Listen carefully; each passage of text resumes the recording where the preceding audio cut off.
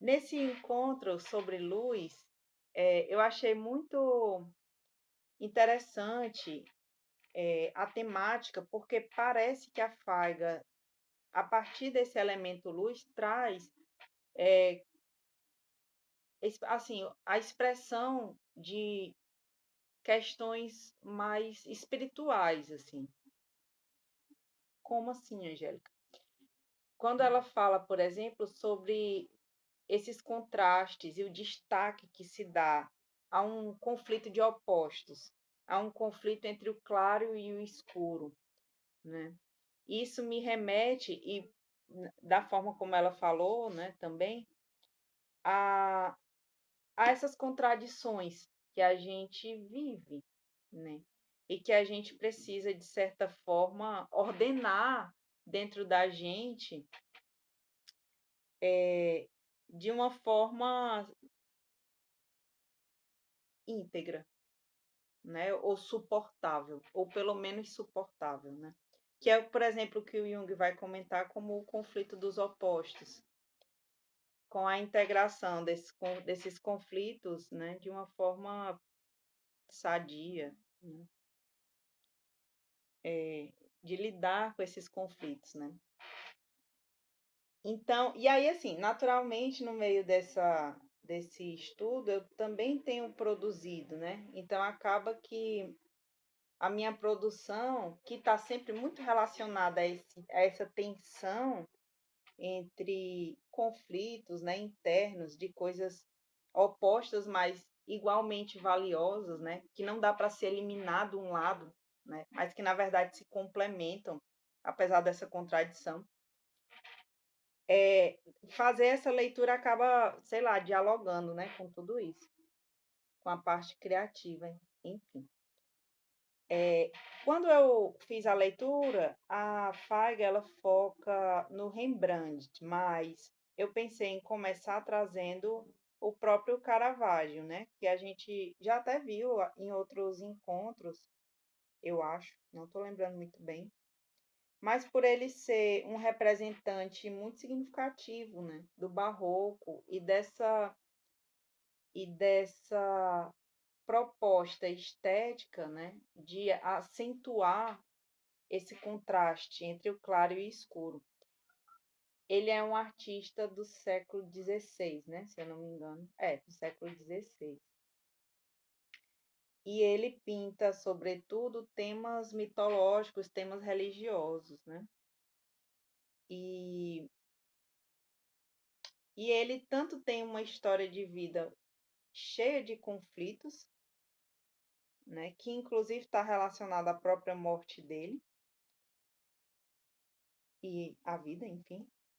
E, e a forma como ele produzia, né, tanto em relação a essas escolhas formais, de dar acento, né, a, a esse contraste entre o claro e o escuro, quanto a escolha dos seus modelos para poder pintar esses temas tão divinos, né,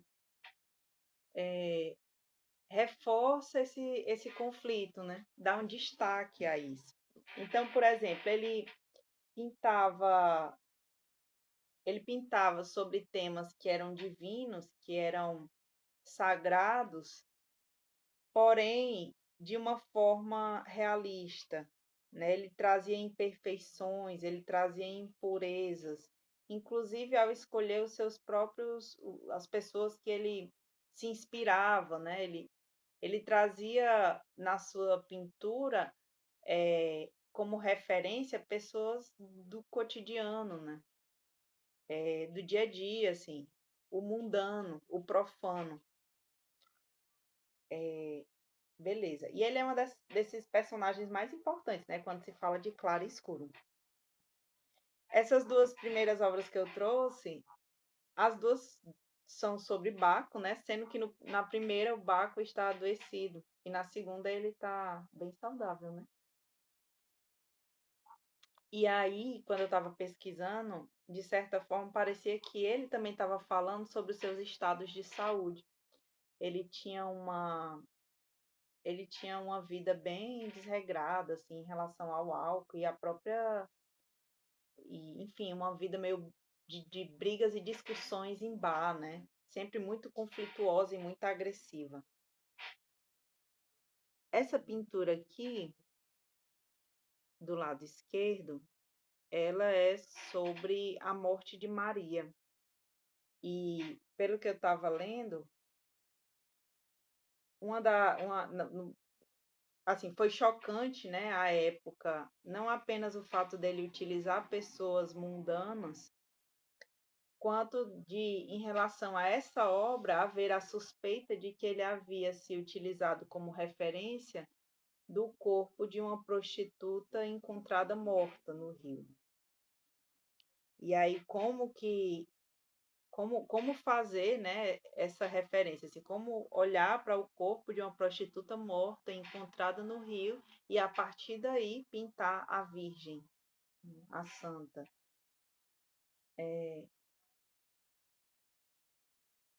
Bem, por isso ele era tão, assim, tão profano, né? Essa outra pintura do lado direito é o Davi e Golias, né? E nela ele retrata a si mesmo enquanto o Golias. Ele é o próprio Golias decapitado.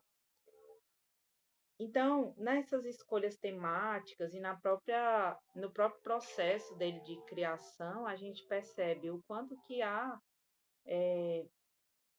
a expressão desses conflitos, né, tão profundos. E assim também como a própria escolha de luz e sombra. Bem, essa foi meio que uma introdução, enfim, porque eu lembrei dele, né?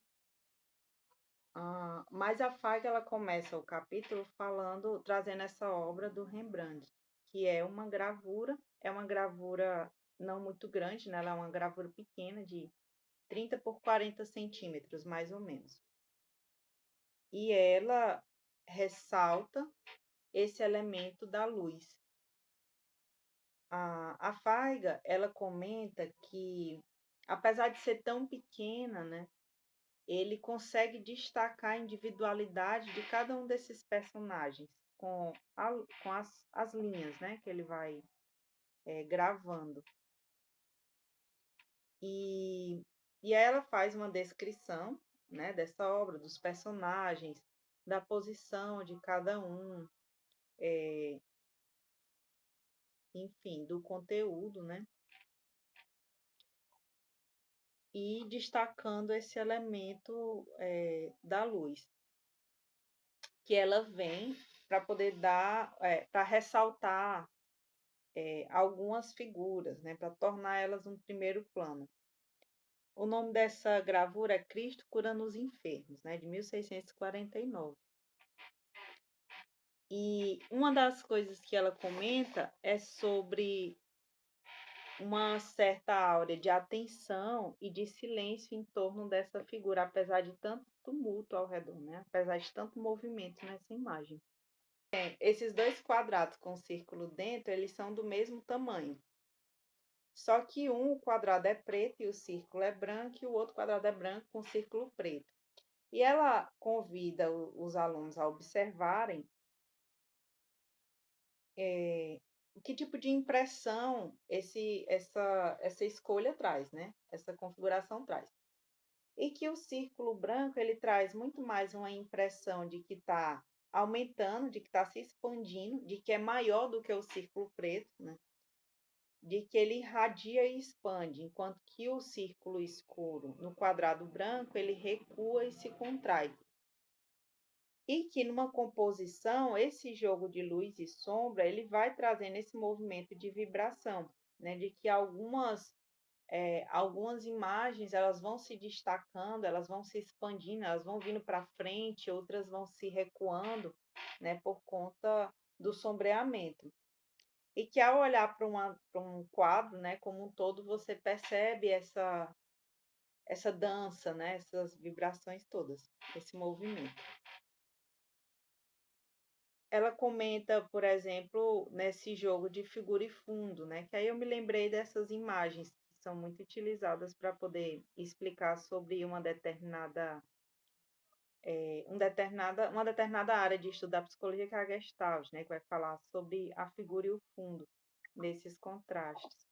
E aí a Feig ela vai falar o seguinte, que quando se elabora uma composição, né, e traz esse elemento da luz, inevitavelmente o artista está trazendo também, está carregando aquela composição, né, do próprio simbolismo que a luz tem, né? E aí ela diz assim, deixa eu ver aqui onde que eu tô. Pronto, aí eu tô na página 90. Ela vai dizer que ao claro e ao escuro atribuímos significados diversos, um em função do outro. Eles não são vistos, todavia, como polaridades de um mesmo modo de ser, como pontos extremos de uma escala contínua que se estenderia do branco ao preto. Ao contrário, o significado com que os relacionamos é o da contraposição, ou mesmo oposição intrínseca. Até mesmo lhe damos um sentido ativo, como forças distintas e antagônicas que atuam em nosso ser. Ela fala que é como se fosse, o claro e o escuro é como se fossem polaridades de um mesmo ser, né? Eles não se anulam, pelo contrário, eles existem mutuamente. E trazem esse aspecto de uma contraposição, né, de uma oposição intrínseca. E ela diz, por exemplo, né, vemos a claridade como afirmação de vida, do ser e do fazer, do sol, calor, qualidades estéticas, do bem e da verdade, né, como se o claro ele fosse associado simbolicamente a essas qualidades. E o escuro de uma forma inversa, não apenas como a ausência de uma claridade, mas como a sua própria negação, como um contraprincípio. O desaparecimento, a morte, a destruição, o não ser. E numa composição, esses opostos eles estão lá integrados. Ela retorna, né? Ela vai fazendo sempre uma remetência a essa obra.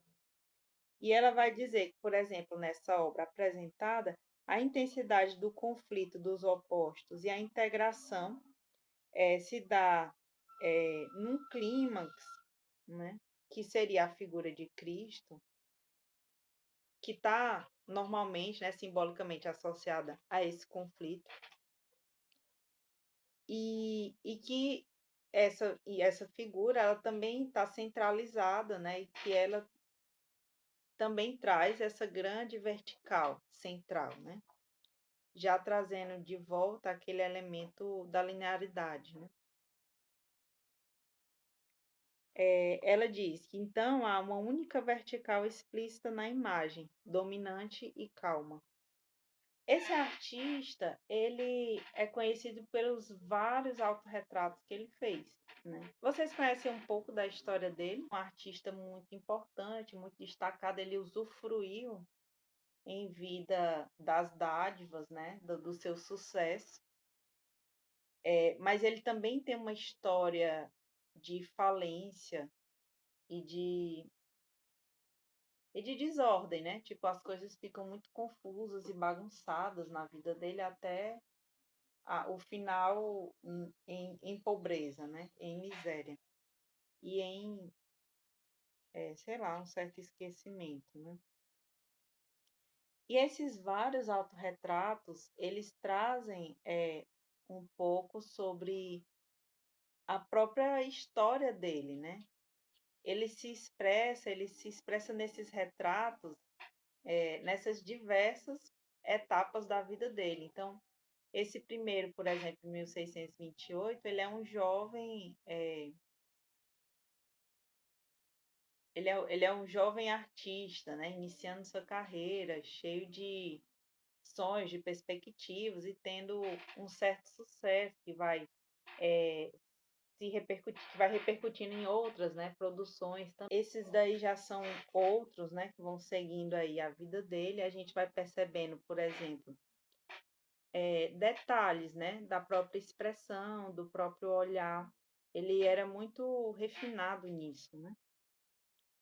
A questão dos contrastes, né? Esse fundo meio esmaecido e meio opaco, né? O destaque à figura,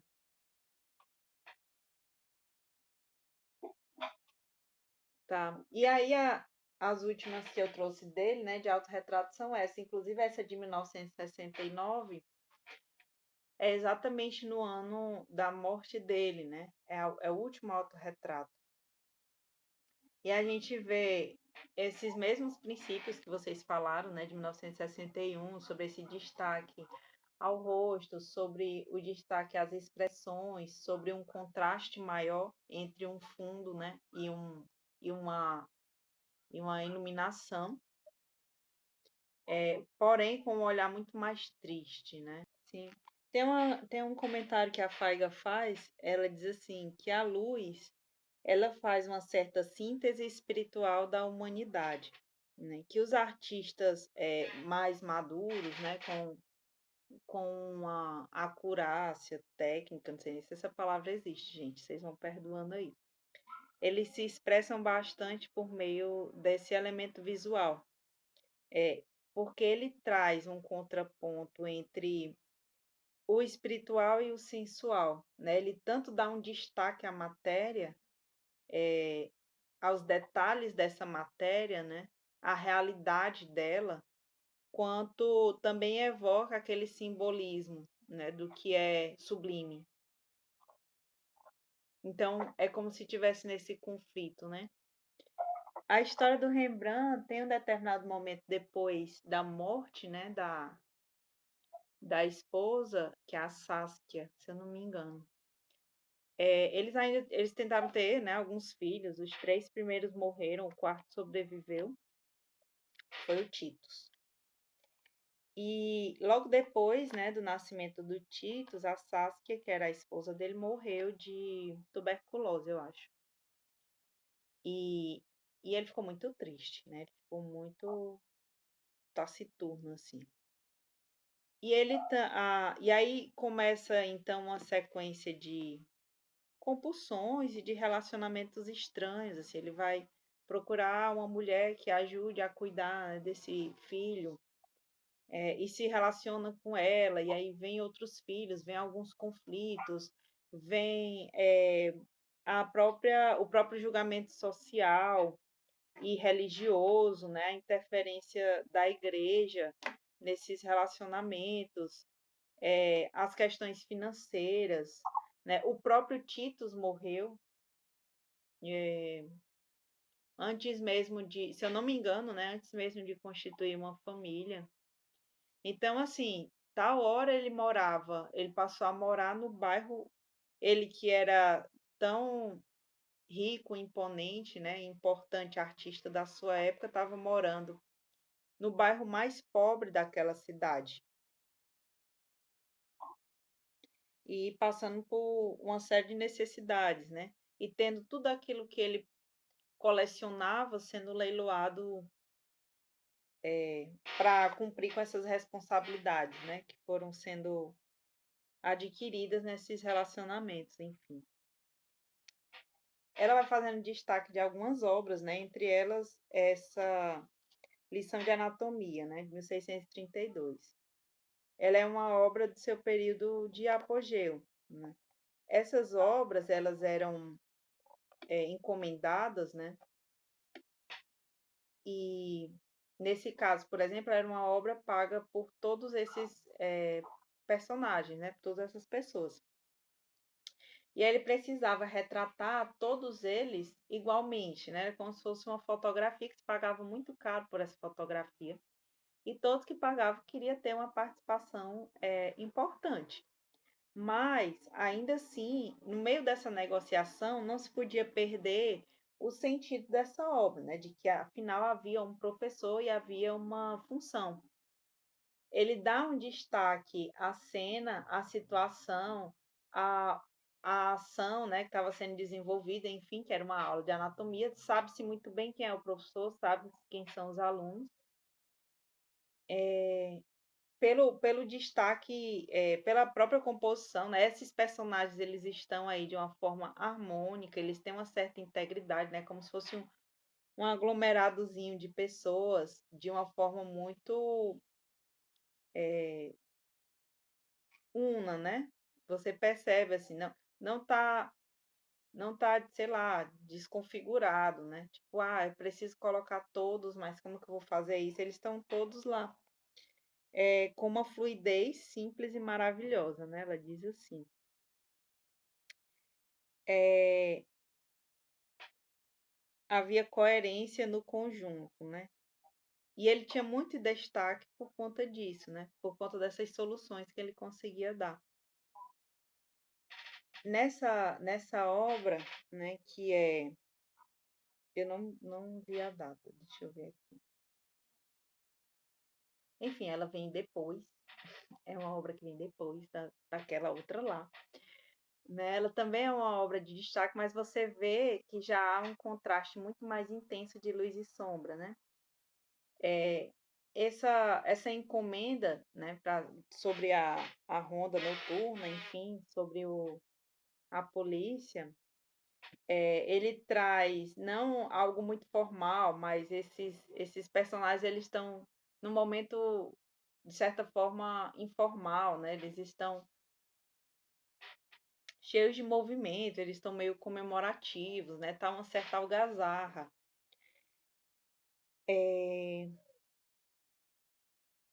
Essa obra, a Farga vai falar como, sim, ela é cheia de agitação, né? Nessa obra também tem uma figura estranha, né? Que é essa menininha aqui. E que a Farga diz que faz referência a Saskia. A esposa dele tinha falecido enquanto ele pintava essa encomenda. Então ele acrescentou ela, né, como uma certa despedida, num contexto tão meio aleatório assim. E ela ganha um destaque, né, de luz, mais do que a própria Ronda ou os outros personagens, né, da Ronda Noturna.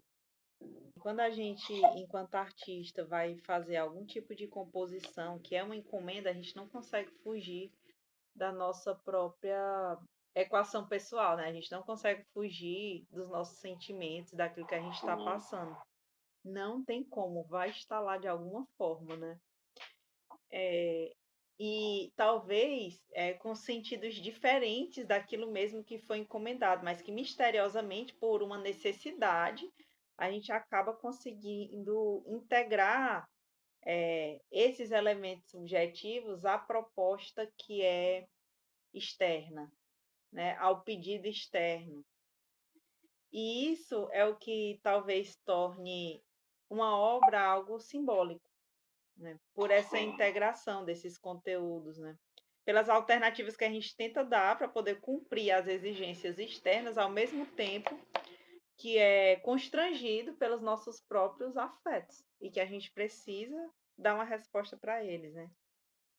Quer dizer, não é nem que a gente precisa, é que eles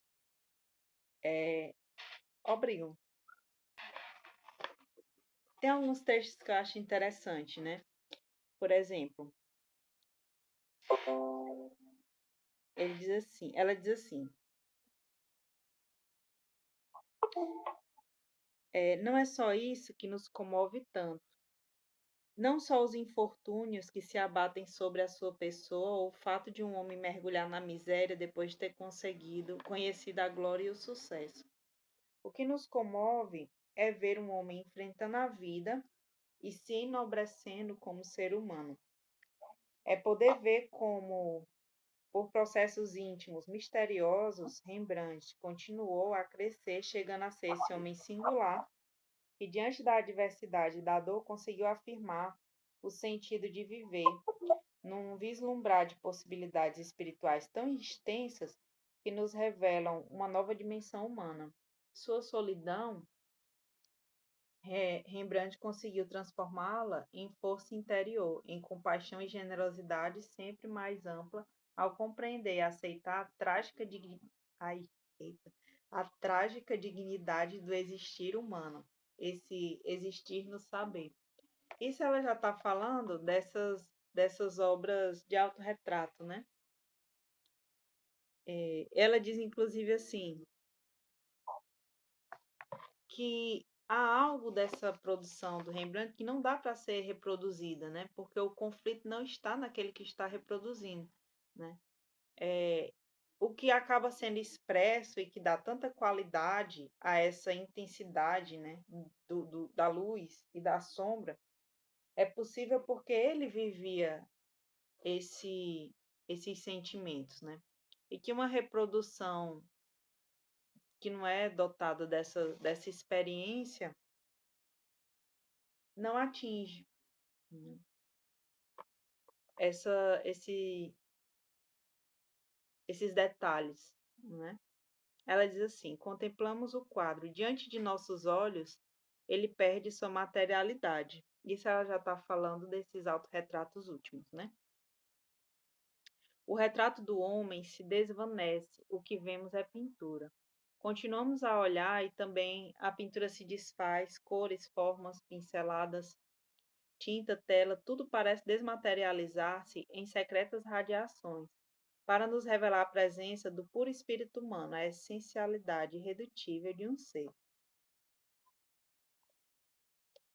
Rembrandt, no entanto, não abstrai a pintura em nenhum momento, ao contrário, ele mostra o desdobramento de possibilidades pictóricas. Apenas a forma é de tal modo adequada ao conteúdo que, em sua expressividade, absorve tudo o que há de técnica ou de matéria e passa a se auto-identificar. É como se estivéssemos diante de uma folha da natureza, cuja forma se explica pelo seu ser. Ela é assim porque nasceu e cresceu assim e não poderia ser de modo diferente. Diante do quadro, define-se, então, algo desconhecido em nós. Por um breve instante, somos capazes de conciliar nossos conflitos e, participando da compreensão de Rembrandt, nos sentimos estranhamente em paz. Diz ela, né? Mas eu achei tão poético isso que ela escreveu que eu quis trazer esse trecho, né, no final. E aí, gente, eu acrescentei por fim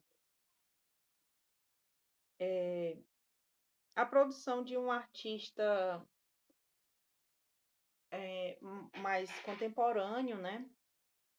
E se eu não me engano, ele é do Azerbaijão, em que ele faz produções com, com esse elemento, né, da luz, ele faz esculturas e, e ele vai utilizando de materiais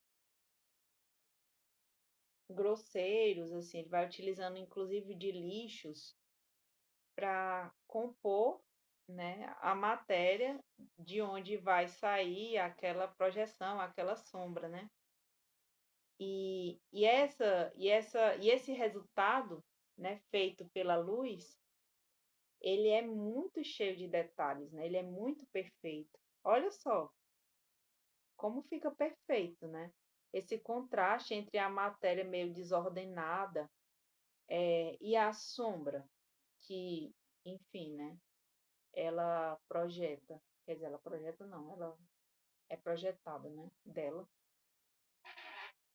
Eu achei muito, muito, muito incrível o trabalho dele.